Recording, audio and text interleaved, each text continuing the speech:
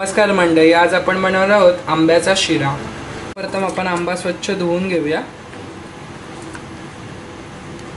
रवा घेतलाय, आंब्याचा रस घेतलाय एक वाटी दूध, एक वाटी तूप व एक वाटी साखर।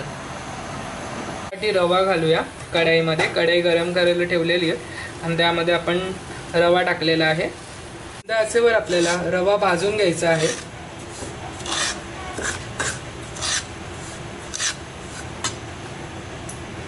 आपला रवा खरपूस भाजला आहे। आता एक वाटी तूप घालून घेऊया आपण त्यामध्ये। एक वाटी आपण जो आंब्याचा रस काढलाय तो टाकून घेऊया त्यामध्ये।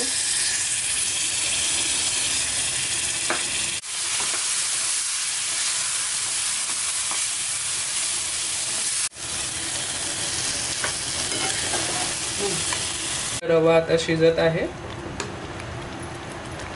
वेलची पूड टाकून घेऊया। आपला मँगो शिरा रेडी आहे।